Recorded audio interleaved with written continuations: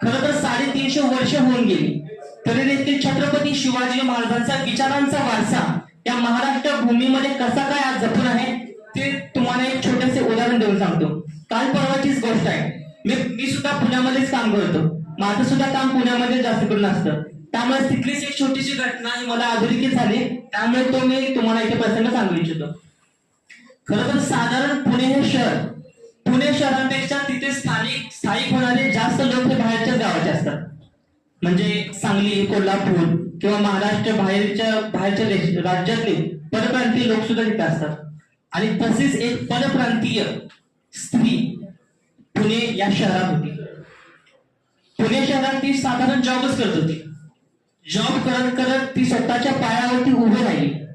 परत जॉब हा साधारण तुम्हाला माहितीच आहे, रात्रीचं टायमिंग असतं, कधी कधी लेट क्लोजिंग असतं, क्लायंट्स मिटिंग असतात, या बऱ्याच गोष्टी असतात. मग साधारण तिची मिटिंग सुद्धा लेटच झाली असावी. 7-7:30 टायमिंग झालं होतं. आणि 7:30-8 टायमिंग झाले असताना ट्रॅफिकमुळे ह्या सगळ्या गोष्टींमुळे तिला साधारण वेळ झाला. आणि तिला घरी जात असताना एक 10-11 हा टायमिंग झाला. 10-11 टायमिंग झाला असताना तिला वाटेमध्ये एक असा रस्ता गाठ पडला जिथं पाठीमागं पण कोण नाही, पुढे मागं पण कोण नाही आणि कुठेच नाही. त्यामुळे ती थोडीशी चालताना डगमगत होती. अशी ती चालत होती. मग चालत चालून पुढे गेली आणि पाठीमागं बघते तर काय 4-5 माणसं तिच्या पाठीमागं तळ घेऊन बसलेले आहेत. 4-5 माणसं ती जशी पुढे जाईल तशी ती पाठीमागे येत होती. मग ती स्त्री सैरावायला पळत सुटली. ते सुद्धा माणसे आहेत, ते सुद्धा मोठ्या ताकदीने तिच्या पाठीमागं पळू लागली.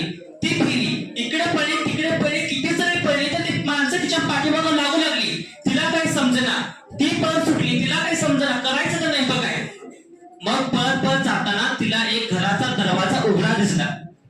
आणि घराचा उघडा दरवाजा दिसला तिने स्वतः ती दरवाजाच्या घराच्या आत गेली आणि स्वतः तिने दरवाजा बंद करून घेतला. आता असं कोण करेल काय, घराचा दरवाजा एक मोकळा दिसला आणि स्वतः तिने दरवाजा बंद करून घेतला. ते सुरक्षित होईल काय? आणि पाठीमागे अगोदरच 4-5 अनोळखी लोक लागले आणि आत कोण असतील ते सुद्धा माहिती नाही. मग तसाच प्रकार आतल्या लोकांसोबतच झाला. आतले 4-5 मराठी मावळे होते आणि ते मराठी मावळे कसकन जागे झाले आणि म्हणाले, ताईसाहेब काय झालं, तुम्ही अचानक आमच्या घरात कसं काय आला? त्यांना सुद्धा प्रश्नच पडला ना, ते कसं काय आले. मग ती म्हणाली, अहो दादा, माझ्या पाठीमाग गुंड लागले आहेत आणि या गुंडांच्या तावडीतून सुटण्यासाठी मी इथं आत आले. मग त्यातला मावळा म्हणाला, काही नाही ताई, तुम्ही निश्चिंत राहा, आम्ही इथं तुमच्यासाठी खंबीर आहोत. थोड्या वेळाने ते तिथले गुंड लोक जे आहेत ते तेथून निघून गेले.